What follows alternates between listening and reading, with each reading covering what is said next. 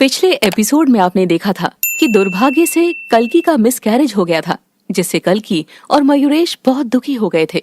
वहीं लाजो और उषा माहिरा की अरेंज मैरिज करवाने वाले थे, लेकिन उससे पहले ही माहिरा ने अपने बॉयफ्रेंड जयेश से शादी कर ली। एक रात उषा ने अपने घर में एक लड़की को देखा था, जिसे देखकर वो बहुत डर गई थी और बेहोश हो गई थी। अब आगे तो उषा को जल्दी से हॉस्पिटल ले जाया जाता है। चिंता करने की कोई बात नहीं है, सब कुछ नॉर्मल है। थोड़ी देर में इनको होश आ जाएगा, तब आप लोग इन्हें घर लेकर जा सकते हैं। Okay doctor, thank you so much. पता नहीं हमारे घर को किसकी नजर लग गई है, सब कुछ खराब ही चल रहा है हमारे घर में। पहले माहिरा ने जयेश से शादी कर ली और अब देखो सासू माँ को ये हो गया। चिंता मत करिए माँ जी, दादी माँ बिल्कुल ठीक है। वो तो ठीक है, लेकिन ये सोच रही हूँ कि आखिर ये सब हुआ कैसे। मुझे तो बस इसी बात की चिंता हो रही है। माँ जी आखिर इतनी जोर से चिल्लाई क्यों? हो सकता है कोई बुरा सपना देख लिया हो सासू माँ। हाँ माँ, हो सकता है। अब ये तो हमें दादी माँ ही बता सकती हैं। थोड़ी देर में उषा को होश आ जाता है। होश आते ही वो पागल की तरह चिल्लाने लगती है, लाजो लाजो मुझे बचा ले, मुझे बचा ले। हाँ माँ जी, आप घबराइए मत, मैं हूँ आपके साथ। माँ जी लेकिन हुआ क्या? वो पुष्पा मुझे बचा ले, मुझे बचा ले लाजो, नहीं तो वो मुझे मार डालेगी। हे भगवान, ये इतना क्यों डर रही है? गुड्डी आओ, मेरी मदद करो इनको पकड़ने में। दादी माँ आप डरिए मत, आपका पूरा परिवार यहाँ है आपके साथ। बताइए आखिर क्या बात है? हाँ माँ जी बोलिए ना। और ये कौन है? पुष्पा। तभी मयूरेश अपनी दादी को पानी पिलाता है और कुछ देर में उषा थोड़ी शांत हो जाती है। दादी, पुष्पा कौन है? पुष्पा गुड्डी के गांव की लड़की है। वो रात के 3 बजे किसी लड़के के साथ गांव से भाग रही थी, लेकिन मैंने उन दोनों को भागते हुए देख लिया था, इसीलिए मैंने शोर मचा दिया। गांव वाले उठ गए और उन दोनों को गांव से भागने से रोक लिया। लेकिन कुछ दिन बाद लड़का कहीं गायब हो गया और पुष्पा ने फांसी से लटक कर आत्महत्या कर ली। मैंने तो उसकी भलाई के लिए ही किया था।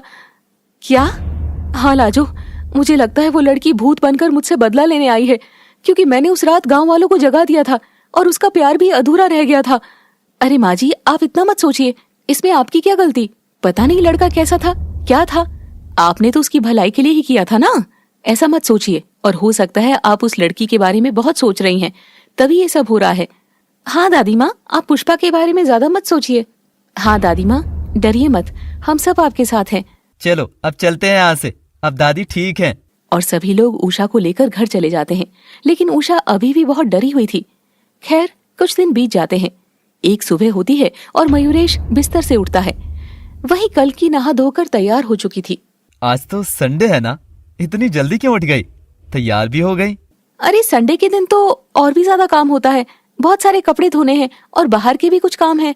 अच्छा, तुम तो इतनी बिजी हो गई हो कि मेरे लिए अब टाइम ही नहीं है तुम्हारे पास। तभी कल्कि मुस्कुराते हुए मयूरेश के पास आकर बैठ जाती है। अच्छा, तुम भी तो कितने बिजी रहते हो मेरे लल्लू लाल। अरे मैं लल्लू नहीं हूँ मैडम। नहीं, तुम तो मेरे लिए लल्लू ही हो। मैडम, अगर मैं लल्लू होता ना तो तुमको बिल्कुल भी पटा नहीं पाता, समझी? ये तो मानना पड़ेगा, बहुत ही चालू हो तुम। पता नहीं मैं भी क्यों पट गई तुमसे, फंस गई मैं तो बाबा। अच्छा फंस गई? हाँ यहाँ आओ। अरे क्या कर रहे हो, छोड़ो भी, क्या कर रहे हो? अपनी पत्नी को प्यार कर रहा हूँ, और क्या, इसमें क्या बुराई है? तभी अचानक किचन से उषा की चिल्लाने की आवाज आती है। जल गया मेरा हाथ। कल्कि और मयूरेश भाग कर जाते हैं और देखते हैं कि उषा अपना हाथ पकड़े हुए खड़ी थी। सामने एक बर्तन में गर्म पानी रखा हुआ था। क्या हुआ दादी माँ? दादी क्या हुआ हाथ पर? देख तेरी पत्नी की वजह से ही हुआ है। इसने पानी गर्म करके बर्तन में रखा था, एकदम खौलता हुआ पानी था। हाँ पर ये तो गैस पर ही रखा है। तभी लाजो, कुशल और गुड्डी भी वहाँ आ जाते हैं। क्यों रखा? मैं किचन में कुछ लेने आई थी, तभी ऊपर वाली अलमारी से सामान निकालते वक्त मेरा हाथ इस बर्तन पर गया। देख ले लाजो, तेरी बड़ी बहू मुझे जानबूझकर परेशान करना चाहती है। ये चाहती है कि मैं मर जाऊं। कल्कि तुम्हें पता है ना कि तुम्हारी दादी माँ की तबीयत अभी सही नहीं है, कम से कम कुछ बातों का तो ध्यान रखा करो। ठीक है माँ जी, माफ कर दीजिए, गलती हो गई। माँ उसने जानबूझकर तो नहीं किया ना, अब गर्म पानी का बर्तन गैस पर रखना गलती तो नहीं है। तू चुप रह, जब देखो अपनी पत्नी की साइड लेता रहता है। हाँ ये कल्कि ही मुझे मारना चाहती है, वरना इस घर में मेरा दुश्मन कौन है बताओ? ऐसा नहीं है माँ जी। नहीं लाजो, तू नहीं समझ रही, डायन है ये डायन, हम सबको खा जाएगी। दादी माँ बहुत हो गया अब आपका। लाजो मैं तुझे बताने वाली थी कल मैंने अपने कमरे में रात को 3 बजे इसे देखा था। इसने अपनी लाल वाली साड़ी पहनी थी। तूने तो वो साड़ी देखी है ना इसकी? क्या? रात के 3 बजे? हाँ लाजो, यही है वो जो मुझे डराती है। अब मुझे पक्का यकीन हो गया है। सासू माँ, 3 बजे तो मैं अपने कमरे में सो रही थी, और मैं भला दादी माँ के साथ ऐसा क्यों करूंगी? दादी माँ, अब तक आपने कल्कि को जो कुछ भी कहा मैंने सुना और सहा भी, लेकिन अब मैं बिल्कुल भी नहीं सहूंगा। मैंने कल्कि से इसलिए शादी नहीं की थी कि आप दोनों इसे रोज सुनाए और इसकी बेइज्जती करें। हाँ दादी माँ, आप बेवजह भाभी को क्यों डांटती रहती हैं? और ये सब डायन वायन ये क्या है? हाँ दादी माँ, जेठानी जी ऐसा क्यों करेगी? वहीं ये सारी बातें सुनकर कल्कि फूट फूट कर रो रही थी। और रोए भी क्यों ना, ऐसे गंदे इल्जाम जो उस पर लग रहे थे, रोना तो आना ही था। मुझे तो कुछ समझ नहीं आ रहा क्या हो रहा है। इसमें समझना क्या है? ये कल्कि ही मुझे मारना चाहती है, मैंने कहा ना। और अब मयूरेश से सहा नहीं जाता तो वो अपनी पत्नी को लेकर अपने कमरे में चला जाता है। माँ जी बस भी कीजिए, आप अपना ध्यान रखिए। चलिए कमरे में, आपकी दवाई का टाइम हो गया है। लाजो, तू मेरी बात समझ क्यों नहीं रही है? मैंने कहा ना, सब ठीक हो जाएगा, चलो कमरे में। तो लाजो अपनी सास को उसके कमरे में ले जाती है और उसे दवाई देती है। सासू माँ, ये दवाई खाइए और थोड़ा आराम करिए, मैं अभी आती हूँ। उसी रात 10 बजे उषा को फिर से अपने कमरे में लाल साड़ी पहने एक लड़की दिखाई देती है, लेकिन चेहरा नहीं दिखता। उषा बहुत डर जाती है और भागते हुए लाजो के कमरे में जाती है। लाजो बचा ले, बचा ले, वो फिर से लाल साड़ी पहनकर आई थी। ये सब कल्कि कर रही है, या जरूर इसने किसी को इस काम के लिए पैसे दिए होंगे।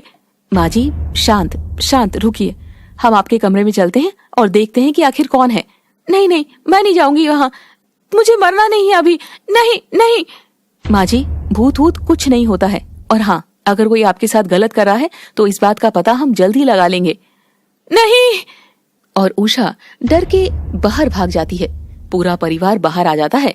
वहीं पूरे मोहल्ले वाले उषा को ही देख रहे थे, जो कि पागल की तरह यहाँ वहाँ भाग रही थी। हे भगवान, मयूरेश बेटा, जा लेकर आ दादी को। हाँ, सब देख रहे हैं, चलो भैया। वहीं मयूरेश और कुशल अपनी दादी माँ को समझा बुझाकर घर वापस ले आते हैं और जैसे तैसे उषा को सुला देते हैं। आज तो मोहल्ले वालों के सामने तमाशा बन गया हमारा। हाँ माँ, वाकई में घर में चल ही रहा था, अब बाहर भी नाटक कर दिया दादी माँ ने। माँ, अब आप दादी माँ को संभालिए, अगर ऐसा ही रहा तो उनकी तबीयत और भी बिगड़ जाएगी। माँ, उन्हें किसी अच्छे साइकेट्रिस्ट के पास ले जाना होगा। नहीं बेटा, ये कैसी बातें कर रहा है तू? कोई अपनी दादी माँ के लिए ऐसा बोलता है क्या? मुझे तो डर लग रहा है कि कहीं घर में वाकई कोई आत्मा तो नहीं। हमें किसी बाबा के पास जाना चाहिए। माँ, अगर इस घर में वाकई में कोई आत्मा है तो सिर्फ दादी माँ को ही क्यों दिखती है, हमें क्यों नहीं दिखती? कमाल है। और क्या माँ, और बाबा के चक्कर में मत पड़िए। आपको पता है ना, वो पड़ोस वाली आंटी भी बाबा के चक्कर में पड़ गई थी और सब कुछ बर्बाद कर दिया था उन्होंने। बात तो तुम दोनों सही कह रहे हो। ठीक है, इन्हें डॉक्टर के पास ले जाना ही होगा, क्योंकि आज पड़ोसियों के सामने जो तमाशा बना है, मैं नहीं चाहती वैसा तमाशा दोबारा बने। सभी सो जाते हैं और अगली सुबह फिर से उषा चिल्लाते हुए भागकर कमरे से बाहर आती है। लाजो, लाजो, रात में मैंने बच्चे के रोने की आवाज सुनी। लाजो। अच्छा, पर बच्चा तो है ही नहीं हमारे घर में, न पड़ोस में। मैं अपनी गलती कबूल करती हूँ। उस दिन सीढ़ियों पर मैंने थोड़ा तेल डाल दिया था ताकि कल्कि गिर जाए और काम पर ना जा पाए। क्या? हाँ, और जब तुम लोग उसे लेकर अस्पताल गए थे तब मैंने सीढ़ियों से सारा तेल साफ कर दिया था, लेकिन मुझे ये बात नहीं पता थी कि उसके पेट में बच्चा है। माफ कर दो मुझे लगता है उसी बच्चे की आत्मा मुझे परेशान कर रही है। उषा की ये बात सुनकर सब हैरान हो जाते हैं और सभी लोग उषा को खूब नफरत से देखते हैं। कल्कि रोने लग जाती है। क्यों दादी माँ, क्यों? यकीन नहीं होता कि हमारे घर का सदस्य ऐसा करेगा। दादी ऐसा करेगी। अपनी दादी माँ को माफ कर दे मयूरेश बेटा, माफ कर दे। और तभी उषा फिर से चीखने चिल्लाने लगती है। भैया, इन्हें डॉक्टर के पास लेकर जाना ही होगा अभी। हाँ, दिमाग पर असर हो गया है दादी के। मैं और भैया जाते हैं, आ जाएंगे थोड़ी देर में। ठीक है, इनका ध्यान रखना बेटा। और दोनों जैसे तैसे करके उषा को लेकर अस्पताल के लिए निकल जाते हैं। तभी कल्कि को उसकी ननद माहिरा की कॉल आती है। बोलिए ननद जी। माहिरा की सास घबरा कर कहती है, कल्कि बेटा, मैं हूँ माहिरा की सास। दरअसल माहिरा की सास ने माहिरा के फोन से कल्कि को कॉल की थी। बेटा, जल्दी से अर्जुन हॉस्पिटल पहुंच जाओ, माहिरा को किसी ने जान से मारने की कोशिश की है। क्या? हाँ बेटा। ये सुनकर कल्कि एकदम शॉक्ड हो जाती है और जल्दी अपनी सासू माँ के साथ हॉस्पिटल पहुंचती है। तो आखिर माहिरा को किसने जान से मारने की कोशिश की थी और क्यों? जानने के लिए देखिएगा सास की सास का आखिरी एपिसोड।